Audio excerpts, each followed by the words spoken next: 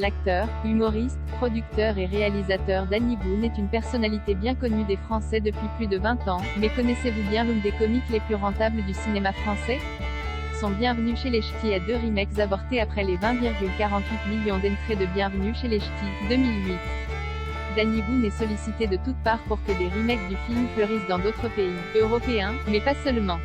En Italie, naissent Benvenuti al Sud, 2010, et sa suite Benvenuti al Nord, 2012, et en Espagne inspire Ocho Apellidos Vascos, 2014, sur un Espagnol découvrant le Pays Basque pour séduire une jeune femme. Le premier remake à n'avoir finalement pas eu lieu est celui qui se préparait aux États-Unis. La Warner et Will Smith étaient intéressés par le produire, mais dans un entretien donné par Boone en 2012, l'acteur français racontait que ce sont les producteurs exécutifs qui donnent leur avis en permanence. Le projet n'a jamais abouti. Intitulé Welcome to the Stick, il devait raconter comment un employé de multinationale, Steve Carell était alors pressenti, se trouvait muté de Hawaï, au Dakota du Nord. Le second remake était prévu pour le marché chinois. Le réalisateur Liu Jiyue, Le dernier voyage du juge Feng, avait contacté Danny Boone en 2015 pour un remake, qui n'a jamais avancé. Un paradoxe quand on sait que Bienvenue chez les Ch'tis n'avait pas pu sortir en Chine au motif que le personnage était un fonctionnaire buvant de l'alcool.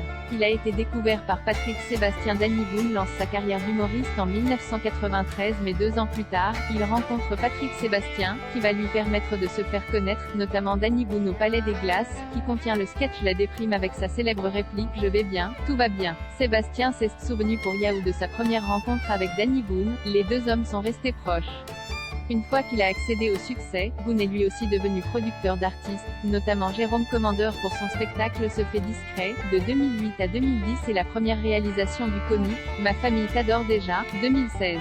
Il a été nommé au César pour un film dramatique en 2005. Danny Boone est une star de l'humour, mais c'est pour toute autre chose que recherche Christian Carion lorsqu'il fait appel à lui pour son film Joyeux Noël.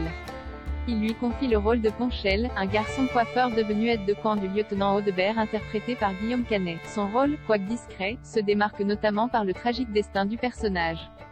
À l'époque, Danny Boone est nommé au César du meilleur second rôle 2006.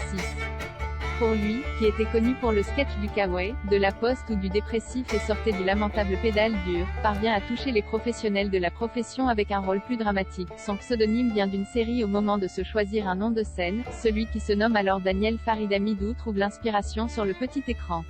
Il explique les raisons de son changement de nom et son histoire à l'Express en 2011, diffusée à partir de 1976 en France. Daniel Boone est en effet une série consacrée à l'explorateur Daniel Boone, et interprétée par Fez Parker. Ce dernier avait déjà précédemment joué une autre figure du patrimoine américain, le trappeur Davy Crockett dans une autre série à succès. Le comique conclut, toujours dans l'Express, aujourd'hui, tout le monde m'appelle Danny Boone. En adoptant ce patronyme, je n'ai pas le sentiment de renier quoi que ce soit. Je n'oublie rien de mes origines, ni que je suis devenu ce que je suis grâce aux institutions de mon pays, la France. Il a prêté sa voix à une pub culte des années 90 en 1996. Danny Boone commence à se faire connaître et obtient un contrat publicitaire pour devenir la voix d'une marque de bonbons rafraîchissants dans une pub qui devrait rappeler des souvenirs à certaines personnes. Ce n'est qu'une voix mineure dans sa carrière, puisqu'il sera des années plus tard la voix française d'Olaf dans La Reine des Neiges, de Frankie de Gang de Requin ou encore des Horton l'éléphant. Pour l'anecdote, c'est aussi lui qui fait la voix de Monsieur Bean dans le film sorti en 1997, Bean, le film le plus catastrophe, mais l'acteur est muet quasiment tout le film. On décèle sa voix dans cette courte réponse.